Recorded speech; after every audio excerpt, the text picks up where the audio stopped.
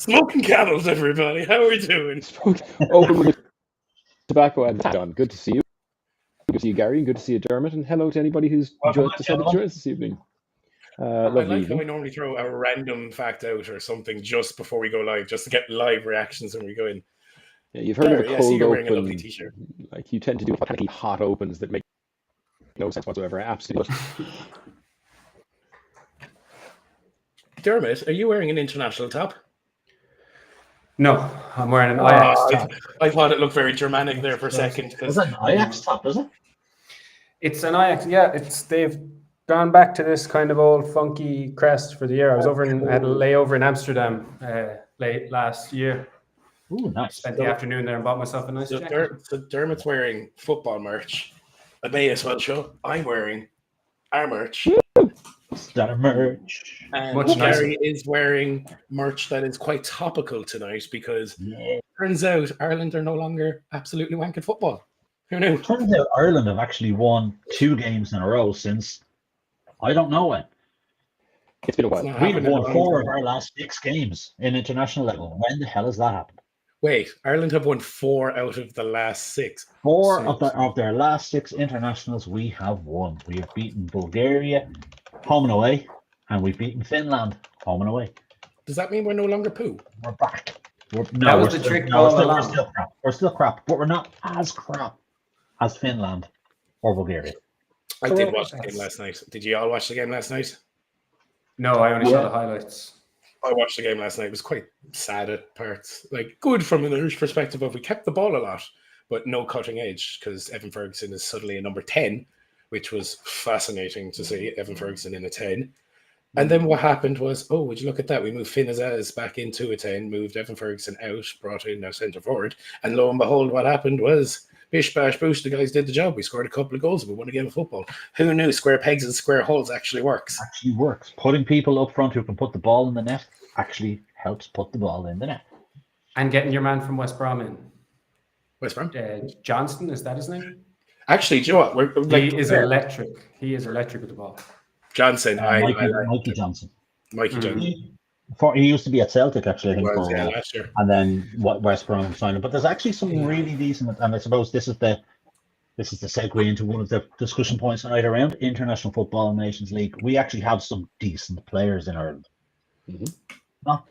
Haven't been able to say that for a long time. Do you know what it is? It's the young fellas. We're in this very weird position where we have a lot of good younger players. It's the fellas that are ahead of them. We'll call them the senior players, where it's like Robbie Brady's still chugging along some fucking how. It's madness. Which is nuts. Evan Ferguson, Mikey Johnson, like these boys, Nick Collins. We now have, I'm just looking at the team that actually started last night. Our 2 starting centre halves last night play regular Premier League football. Jacob Bryan is with Everton, Nathan Collins is with Wolves. No, Brentford, formerly Wolves. Yes. Ferguson starting up front. Hasn't got the minutes for West Ham, but we know he has some quality. Over the last couple of weeks, he's been pretty shit for West Ham. But he'll get huge confidence. His finish last night was really, really good. He'll get huge confidence from that. Finn Azaz, Josh Cullen, Mikey Johnson playing regular football in the Championship. Dermot, you'll know more about that than I will, being a Leeds fan. And then Troy Parrott, who is playing really, really well in the Dutch League at a very decent level as well, playing in Europe against the likes of Spurs, and has actually been quite consistent. Adam Ida coming off the bench, playing for Celtic, knocking in goals left, right, and centre for Celtic in the Scottish League. But also Adam Ida. Adam Ida. Yeah, Adam Ida is good. Yeah, do you know what it is? And he's been delivering at a Champions League level as well, which is really, really good. Callagher in goal, fine. Can't get a game at Liverpool. That's because he's behind the best keeper in the world. That's not a bad he was second choice. Nobody knows. Kelleher needs to get out of Liverpool. Kelleher needs to as soon as possible, because they've got the man coming in from Valencia next year as well, Mamardashvili, who is quality himself. I'm even looking at our bench here, right? Just extra. I'm just going to run some names at you: Gavin Bazunu, Mark Travers, 2 solid young goalkeepers. Ryan Manning, Travers is not young. I won't say Mark Travers for a goalkeeper. Darragh O'Shea, Adam Ida, Jimmy Dunn, Mark Sykes, Rocco Vata. I know nothing about him. Andrew Moore and Jack Taylor, Sinclair Armstrong and James. What about Sammy Smolich? Was he playing? No, he Wasn't wasn't even in the squad. Yeah, what happened there? injured, I imagine. Oh, is he injured? I think he's injured. I think he's injured, but I'm not 100% sure. But ultimately, he hasn't been delivering for Ipswich. The worst thing he could have done was leave Blackburn and move to Ipswich. He should have stayed at Blackburn. He would be talked about in the same breath as Finn Az was doing the business at Middlesbrough. He moved to Ipswich because he wanted to play in the Premier League, and he's going to. But that's the point. That's the point of doing it in the Championship, though, I suppose, isn't it, to get into the Premier League? It is, but at the same stage, he probably could have done with another year of being where he was the main man. Ipswich, he went from being the main man to the third man. If he went up, but also remember, he was the main man. He was the main man on a Blackburn team that didn't get promoted and were nowhere near getting promoted. You know. Well, they're in contention of playoff place this year, are they not? Oh, this year now they're decent. So they had been last year they weren't going. Had he stayed? Had he stayed for an extra year, he would have had another shot. Had he stayed for an extra year, you know, a team like Everton, a team like West Ham may have looked at him and went, he could take a step up. He basically went to a team who were pretty doomed to be relegated straight off the bat. He was going straight back down after a season anyway. I like the new manager. The dentist. I like him. I think he needs the nickname the dentist, though. And can we please be the guys who coin Helgeson's getting the name the dentist? He is now called the dentist. He can now be called the dentist. What I like about him is he hasn't really stuck to he's not one of these modernist managers who goes, I have a philosophy and this is how we're going to play regardless. He goes, these are the players I have. Last night we played a 4-4-1-1. The week before, a couple of weeks ago, we played 4-2-3-1. We've played a diamond under him. We've played a back three under him. He hasn't actually played a consistent formation. It's very much looking at the player that's available, the team we're up against, and going, what's the best way we can get something out of this? God forbid that's how international football should work. Remember, this is the guy who took Iceland to the World Cup when they went doing the Viking clap, and I think that kind of suits our style. Yeah. Same guy. He was the co-manager. He was the lesser of the two co-managers as well, if I remember correctly. But still, he did co-managers. He was part of that setup. He was part of the setup. No, absolutely. Part of a setup that gets to a World Cup. That's kind of what the Irish team needs. Quick stat check, Gary, because you asked. 2 games in a row won by the Irish team. That happens now and again. The last time we won 3 in a row was the qualifiers for the 2018 Euros back in 2016. So was Gibraltar one of those? Gibraltar was 2 of those. Yeah, Gibraltar was one of them. I think George is in there as well. Who else do we have here? It was definitely Gibraltar again. 2 Gibraltars for sure. Yeah, most conversations. Yeah, no, most positive conversations about the Irish team involved Gibraltar. Georgia, Moldova, and Austria. And before that, it was Gibraltar, Germany, and Georgia. 2015, and the Germany game was the first competitive victory over the reigning world champions in Irish footballing history. So there you go. There's things. There we are. There's some interesting stats. 3 would be nice. On non-Ireland international football, did you all watch the quarterfinals of the Nations League? I watched some of it. I can't say I did. It's the best. It's the best thing. It's the best thing. It's going to be the best in the years moving forward. UEFA need to market it better. They need to get people more excited about it. All of those matches last night were insane. Unbelievable. 3-3, 5-2, 4-3, all this kind of stuff. Mad matches of all the best teams in Europe playing against each other in the middle of March. I'm just looking at the results actually, and some of them were. You had France, Croatia, you had Germany, Italy, Denmark, Portugal, and Spain, Holland. And Spain. Did anyone see the crack of the Germany-Italy game? Yeah, the goal from Germany's the corner. second goal, the corner goal. Donnarumma and all again. All of them are outside the 6-yard box. Kimmich is over about to take the corner, and they don't notice that Musiala is standing behind him, and Donnarumma's out telling his defenders where to go, and he just crosses it in, and Musiala puts it into an empty net. It's incredible. Italian lads are just there holding a conference. You might as well have a clipboard going, lads, this is what we should have been doing. And the Germans just go, yeah, we'll take that corner and knock it into an empty net. It was ridiculous. And the really sad thing was that they ended up losing by 1 goal on aggregate. Oh. But I think this is what's key to it. What's making it so good is that it's home and away. Because always at major tournaments, pretty much everyone is neutral, other than the host. Whereas this is, they were playing here. They kicked off at 8:45 last night here in Valencia, Spain, the Netherlands. It went to penalties. It wasn't over until after midnight, I don't think. The stadium's going to be going mad, There's something beautiful about that, like, that 2-leg home away international vibe, because you're bringing it. It's not even like, Joe, when you're in the Champions League, and everybody knows this, like from a Liverpool perspective, if Liverpool are playing a second leg at home, it generally goes their way. I mean, I would take it as an Irish fan as well, taking the second leg of the playoffs back at the Aviva. That place is bouncing 2 hours before kickoff, and there's just some. I know the Spanish are like that. They have a walk. They walk to all the games. There's something like a tradition that they do. I know Austria, when they're going to the games, all the fans have a meet-up point and they basically march banging drums. I went to Austria, Ireland a couple of years ago up in the Aviva, and seeing a red wave of Austrians banging drums and chanting in Germanic noises going through the streets of Dublin city centre is fucking petrifying. And then Johnny Walters scored a banger in the last minute to equalise it, and I was very happy leaving. No, I think Dermot's right. The Nations League needs to be talked about more. It needs to be marketed better. I have little or no interest in it because I don't fully understand it. Same. Except when I was playing. But 6 of the top 10 teams in FIFA's ranking were playing last night in the quarterfinals. Oh. Really? That's mad.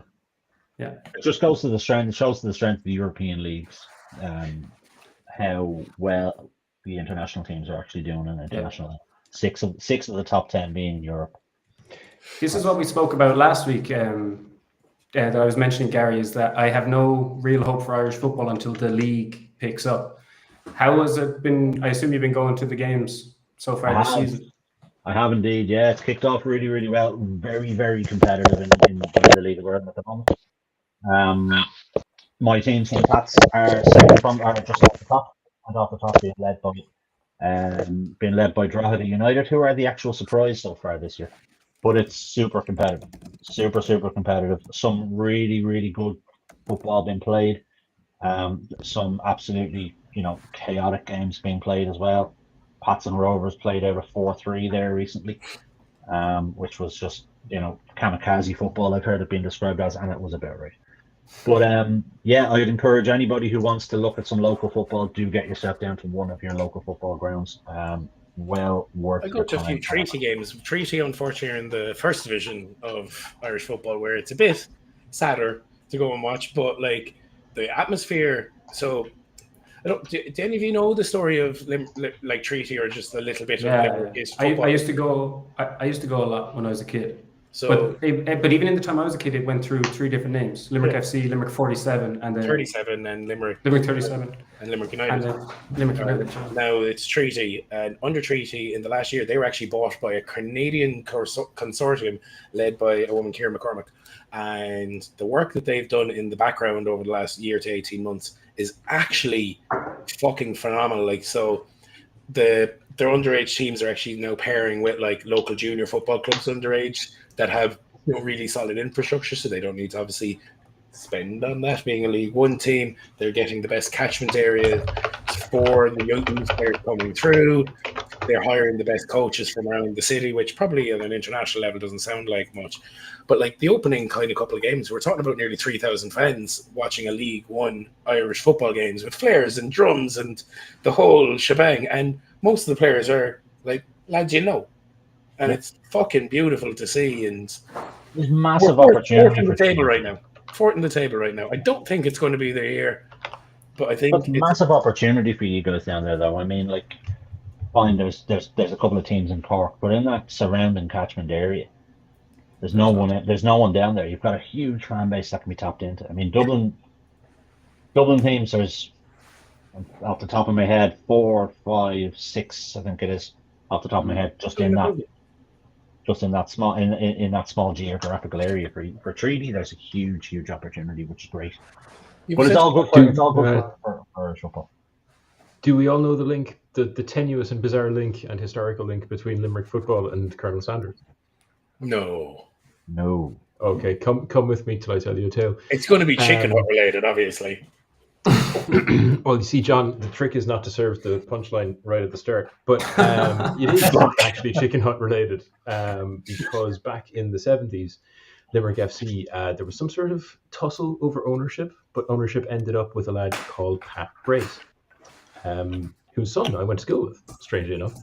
And Pat Grace made his bones as the face and deviser of Pat Grace's famous chicken, because originally he had got some sort of deal with the Colonel himself to be the franchisee for KFC in Ireland. Yeah. And then there was that fell apart somehow, but he still had the formula. So his was the only gaff still selling the original chicken. So if you want the original KFC formula, the only place in the world you can buy it now is in the Chicken Hut on O'Connell Street in Limerick. And the lad who owns that That's why it's so famous.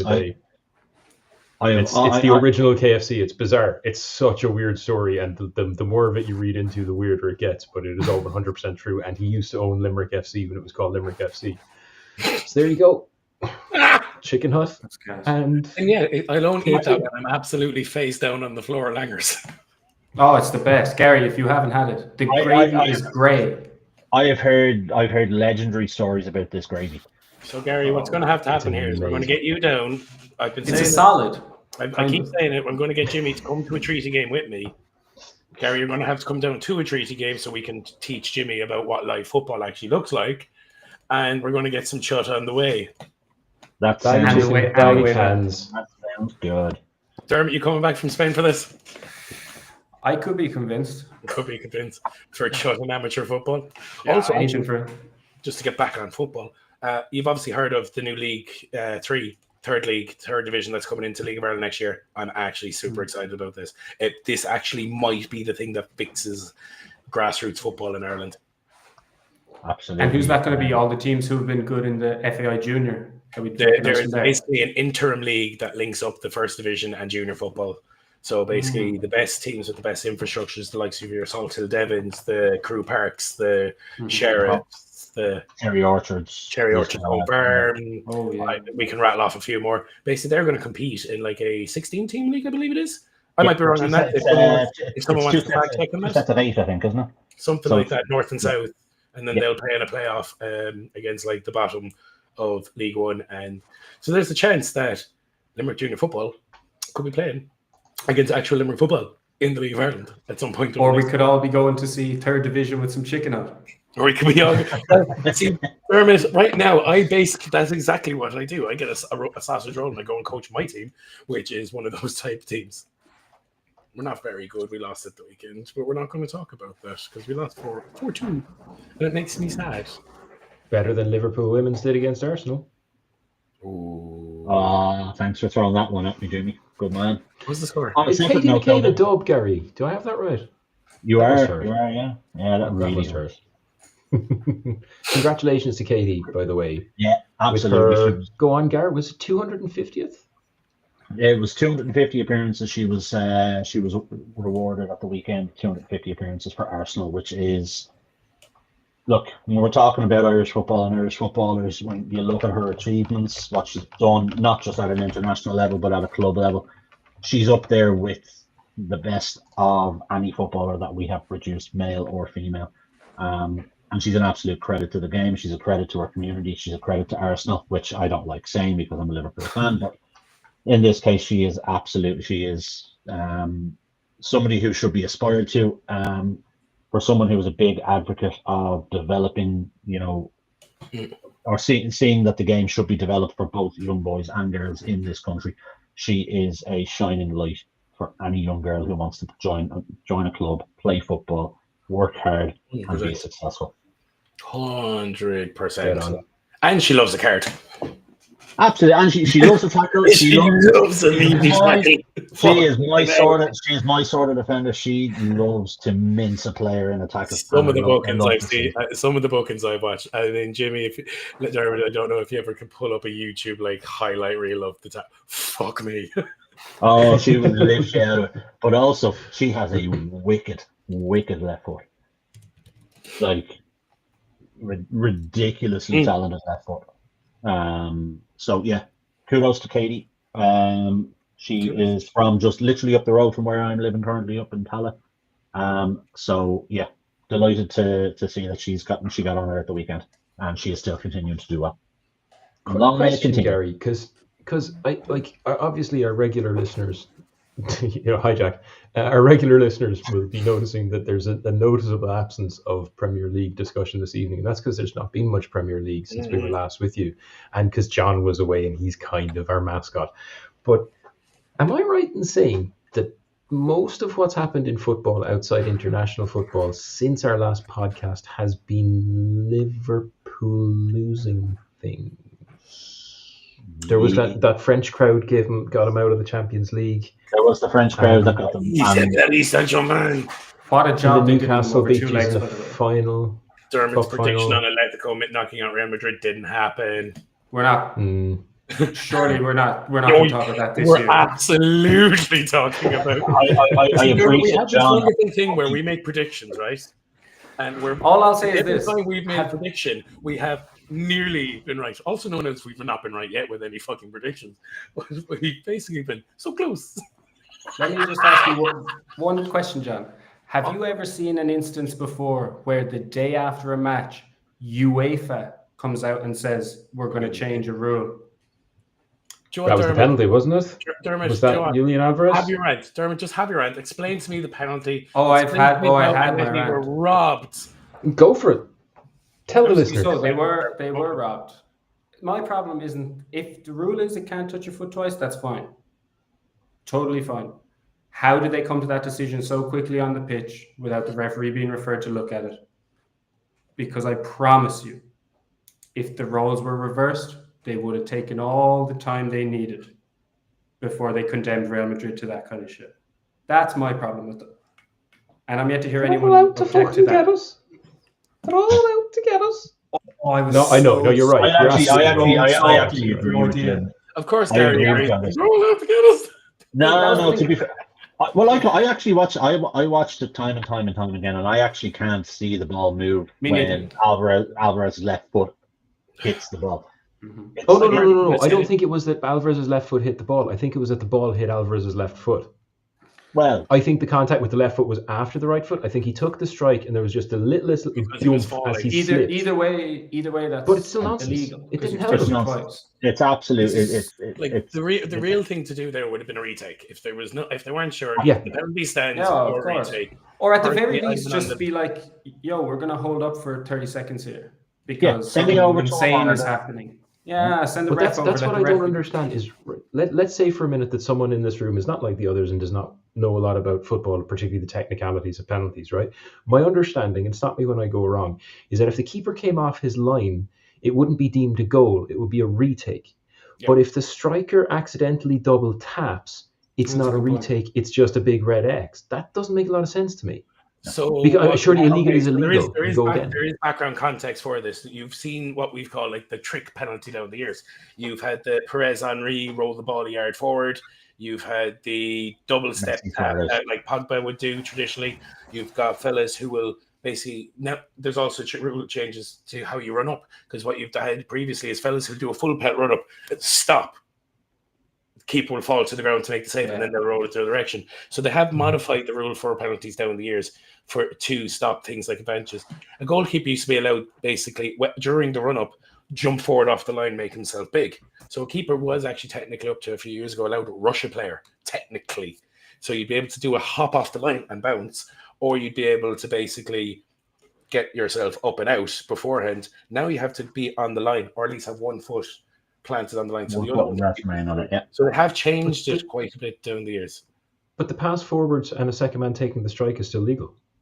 No, not in a shootout. Not in a shootout. Not in a penalty shootout. In live. Okay. So in play it might be okay. Also, fun fact on that one, John. Johan Cruyff did that in like 1982. It's class.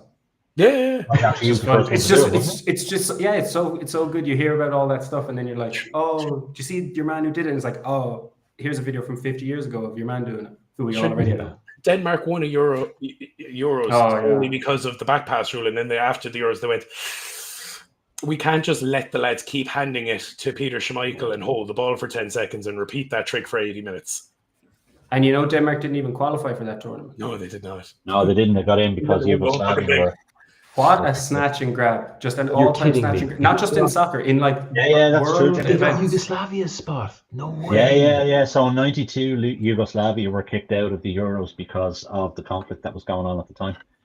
Denmark took the spot. That's Denmark took their nuts. spot and went on and won the thing. Leveraged the absolute living shit out of the back pass rule, took the fucking piss, Yeah. and Peter Schmeichel, the goalkeeper, basically single-handedly won his nation a Euro title. Yeah. They would literally be 1-0 up and get the ball back to the keeper over and over. And let him just hold it and hump it, and every time you get the ball back, give it back to him in a repeat cycle. He was no slouch domestically either. I believe he has He two was Premier quite a League good goals. goalkeeper, but they changed the back pass rule after that. Yeah. So like, fair enough. And I mean, look, the game evolves. I get that the game evolves, and often like the best rules are made because something goes seriously wrong. Goal-line But like, to me, technology. it just seems. You know why goal-line technology came in?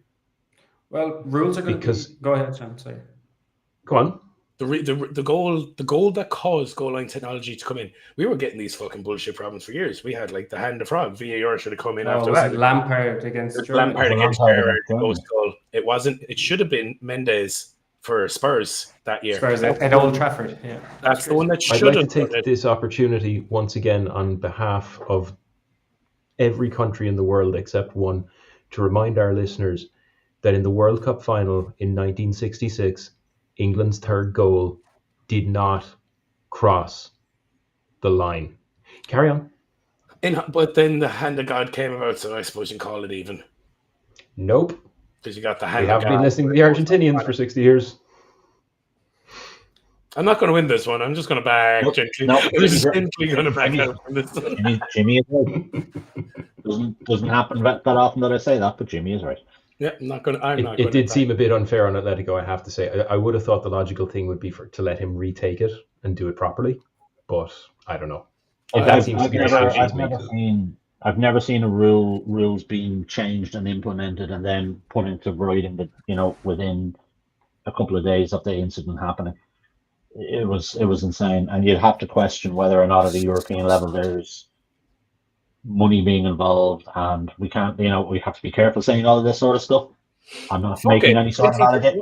I'm not making any allegations of that, but we all know. I don't know about money. It's like the Kilkenny factor, It's but everything that can lean will lean. There's definite favoritism towards the bigger clubs in Europe from UEFA. Yep. There's definite favoritism towards the biggest club as well, specifically. Yeah. And as much as I love Atletico Madrid, Real are still in the global terms a bigger club than Atletico. And when it comes to these decisions, bigger clubs tend to get the rub of the green. As I said, I think Madrid themselves have won like 23% of all Champions Leagues ever. Something outstanding. But as much as it hurt me to see Atletico be screwed like that in a penalty like that, it made me happy that Dermot had a prediction and it was wrong, and it also hurt his soul at the same time. So things and roundabouts. The first time ever, the only messages I was getting were of genuine concern for my well-being. Not for me. I there was no slagging, there was no laughing. It was people being like, "Are you going to be okay after that?" And as his older brother, I was not one of the people checking in on his welfare. And as one of the people who compete in the fantasy football league with him, fuck that guy. Anyway, none of you were checking in on me, but I'll tell you something I was checking in on earlier, which is going to be of intrigue to all of us. What's that? It's the opponent's remaining points per game for their running in the Premier League. And it's the points per game of the teams they've already faced. And there are two teams towards the top of the table that are screaming out when it comes to having played much tougher teams and with much weaker teams remaining. Do you want to guess who they are? What have we got? City. Fulham are the best team in the league playing team conversation. City's running is glorious. It's insane. Yeah. And also they've played a very high. Their opponent's point per game is 1.42, which is the fourth highest overall, but the rest of the teams are down to bottom.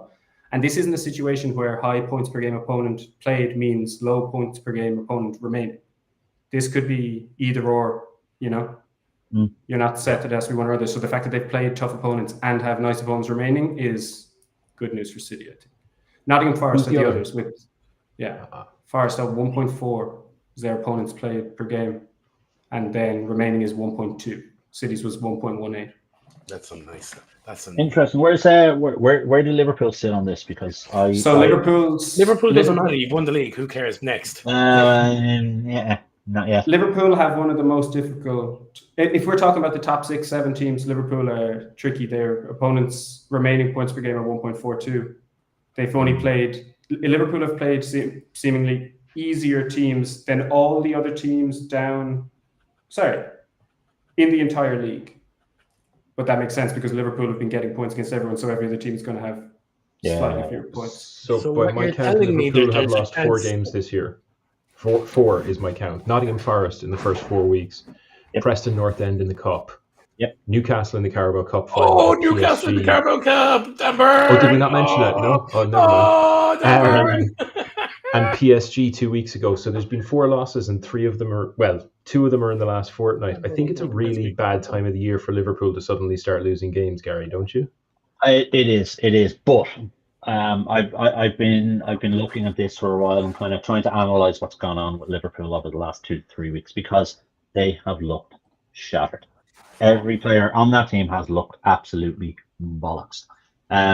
It's good that they've had a 2-week break between international, FA Cup this weekend, etc. So that will serve them in good stead.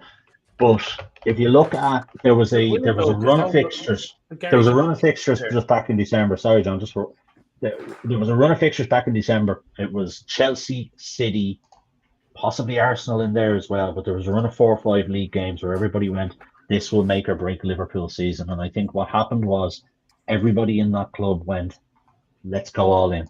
Let's go hell for leather for those games, get as much out of them as we possibly can, and we'll deal with the consequences afterwards.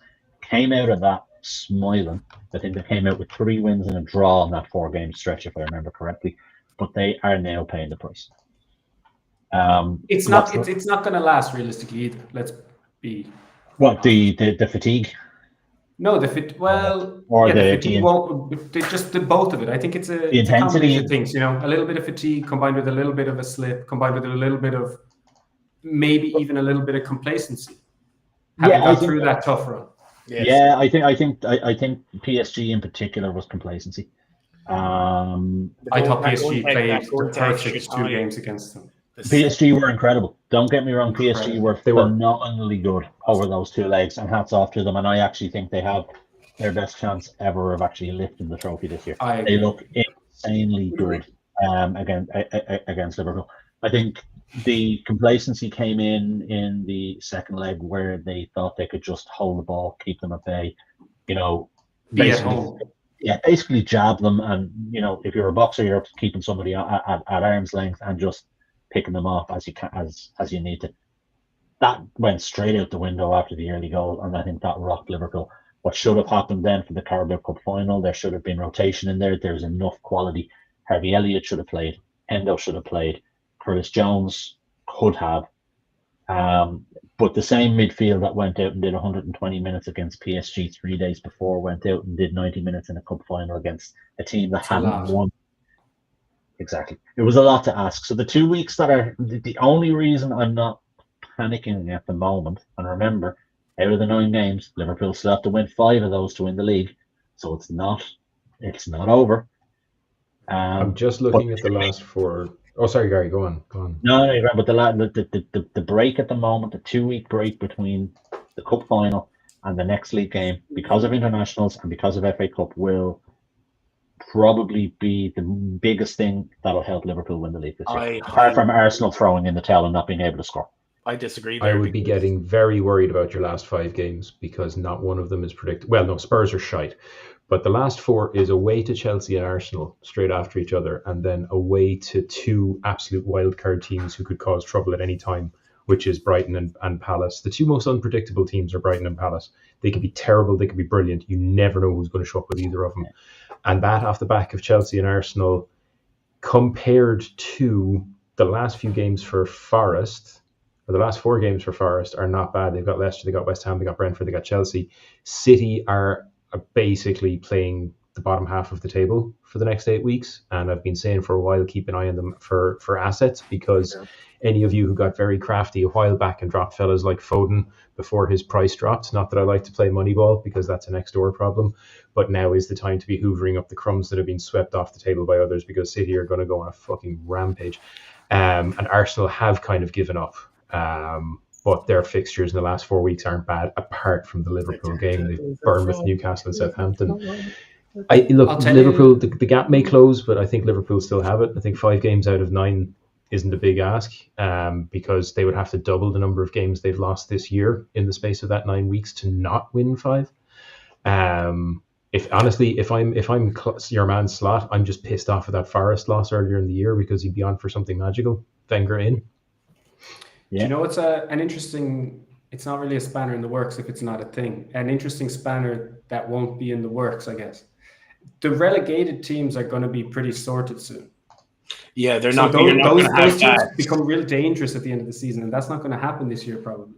Yeah, I don't see that. Now, Gary, just to your point of Liverpool refresher, the difference between a team like them and Forest is Liverpool have a lot of players flying all over the fucking world right now on international football. Forest, most of their boys are at home getting their bellies rubbed by their local. They're European as well. They played 120 minutes last night. Yeah, except for Chris Wood, who's now injured. Yeah, he'll be fine. But most, he'll be all right. But most of their lads. Yeah, but there's the difference though. Like you can say, oh, Liverpool having the 2-week break. The boys in that team don't have a 2-week break because they're flying here, there, and everywhere playing the internationals. What you've also got to then take care of is Arsenal throwing in the towel because Arteta is still a fraud. That is the hill I'm going to die on when it comes to football. I'm not having the Lego-headed prick. But like if you go through it, fuck him. That's the hill I'm going to die on every week. Yeah, and I'm going to be that guy. And the day he gets fired, I am going to dress up and I'm going to do some fun things. You're going to have a T-shirt that says "Fuck Arteta" on it. I'm literally going to get a T-shirt that says Wenger in. Until Fulham hire him the following week. Wenger out forever. He works for FIFA now. Now there is actually, but like is the thing of Liverpool having lost a few games. This is Gary. This was the other point I wanted to make is losing those 2 heavy hitter games, the PSG quarterfinals and the Carabao Cup final. That's a kick in the nads. That's like a momentum hitter. Like Jimmy, I know what you're saying. They have to double the amount of games they've lost. We've seen this in teams before where when that momentum goes, suddenly those legs are 20% heavier because the boys are fucked. And then the mental momentum can't take them over the line. Kevin Keegan's Newcastle. Yeah, we've seen it.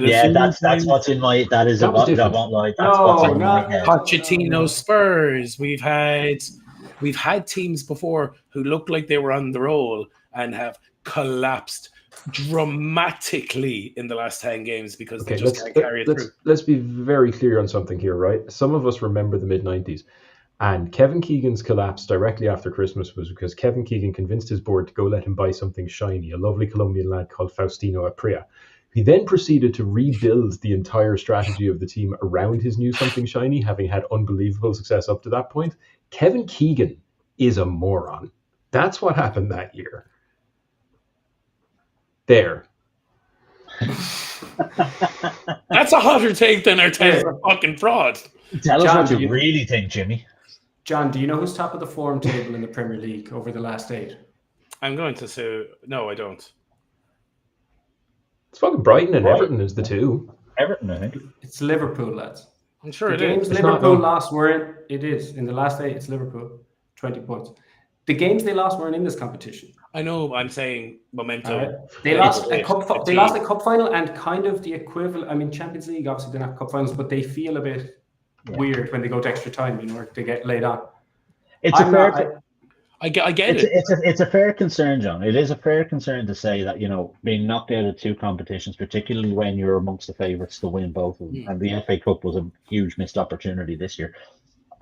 It could potentially be a coin on the tracks. Liverpool's next game is a Merseyside derby against Everton at Anfield.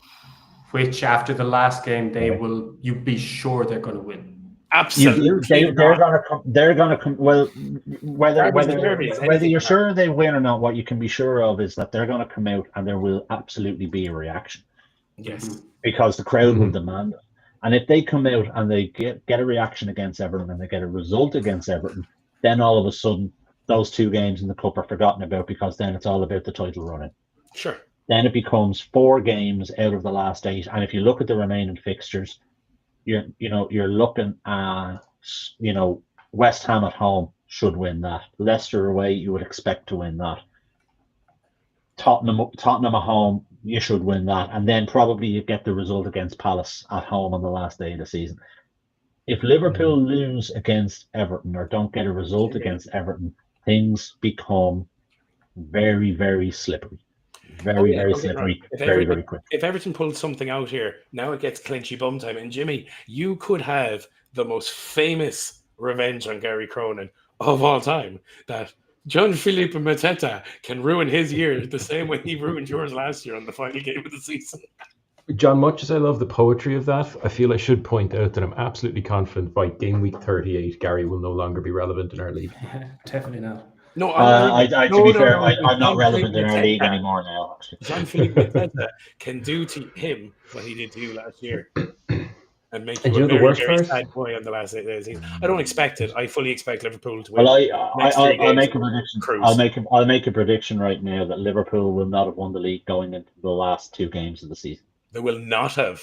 They will not have won the league by the time they play Brighton on the 18th of May. The league will still be mathematically possible for Arsenal to catch them. So likely for that to be true, John, it means Arsenal beat Liverpool at Anfield. Now, where does your fuck Arteta come into this? Yeah, but they can't both lose, I don't know what would much as we would all enjoy it. Arteta or Liverpool winning the league. I don't actually know which one would upset me more. Nottingham Forest might still win the league. I still kind of think City could get second. I still kind of think they will. I'm sticking with my City 4th prediction. I think fourth is the logical call. Probably Arsenal. Not with that. That was a ballsy call earlier in the year, Gary, and there was no way of calling that when you called it. I called it. I'm going to give you major props for that. I did not have that one in the fucking 20. I know. We need to dig up that old podcast and see who actually. If only there was a place like Spotify or YouTube where they're all available. Where you can watch all of the old episodes. Or StatrCast.com. John, do you know of any convenient QR codes you might be wearing that could help people? Sorry, at this moment in time, let me turn around and scan John's back.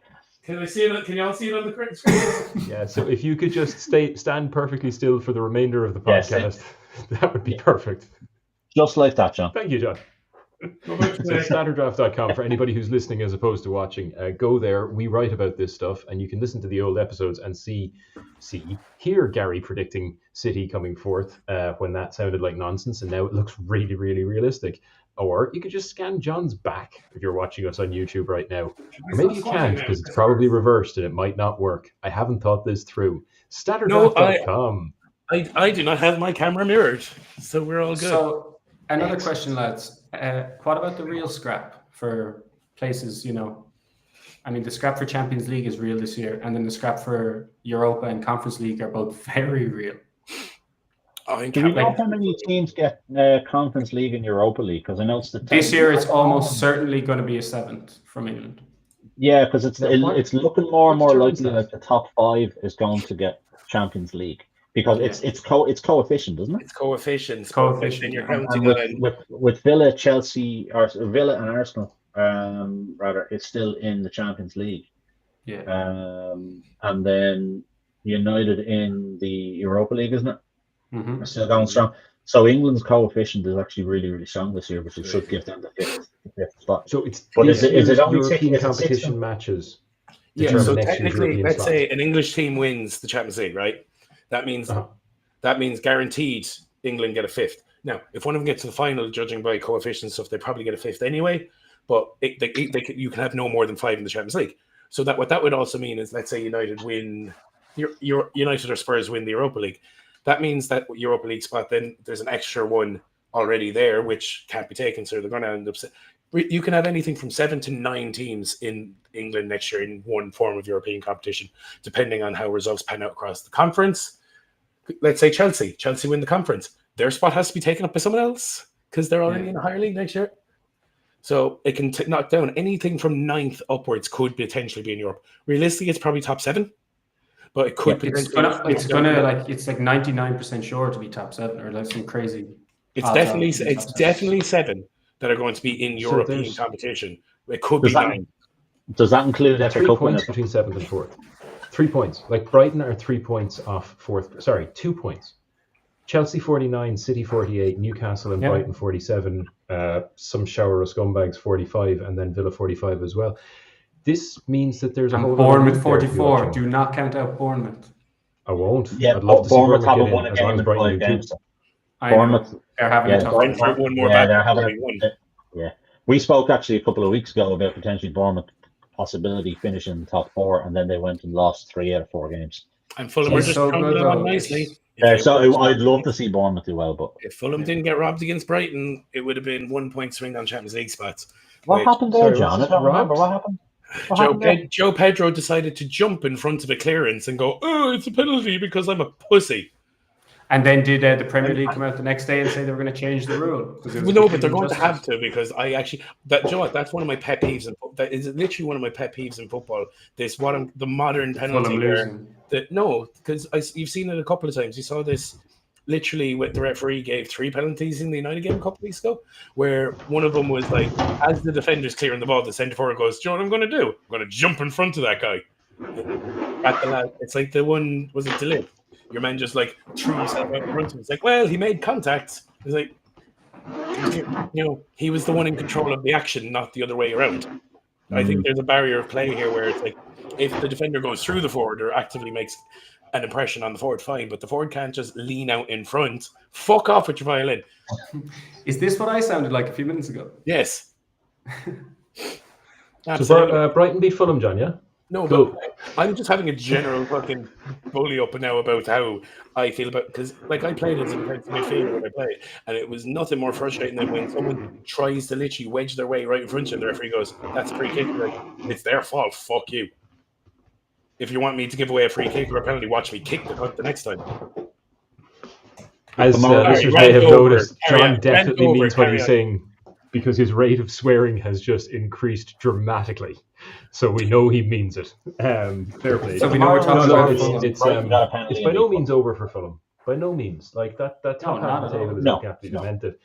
But again, looking at all the teams Brighton in the are top 6 9 without a loss. So they're the form team in that category right now. Yes, Dermot, technically you're right. Liverpool over the last 8, but in the last 5-6 games, Brighton are the form team on par with Liverpool, and that's exactly when you want that happen. When you look at the top 9, Fulham we don't belong here. No offense, John. I'm not actually slagging you now. Fulham to me jump out as the team of we're not in this. Nottingham Forest. No, I mean we're talking about throughout the whole season. Like Forest have been incredible. They've been incredible this year. Yeah. I know what you're saying. Yeah, Fulham are fine, but I wouldn't be surprised if they ended up 12th or 13th. Fulham. Okay. No, that's the thing. They've quietly gone about their business. Nobody's really paying attention, and they've been thereabouts, kind of sniffing around like that creepy dude in a nightclub. Do you know who's an outside bet though to get into Europe? Who? Not to discount Palace.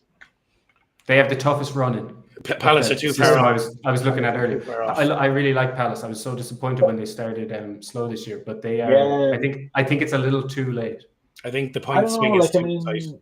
They're 6 points behind Fulham in 8th. If that 7th spot becomes a European spot. The 7th spot is seventh spot will be a European spot. Then that opens the door for them. They've won 4 of their last 5 games. 4 Champions League, 2 Europa, 2 Conference. Lads, listen to their running. That's 8. Yeah, that's what it is.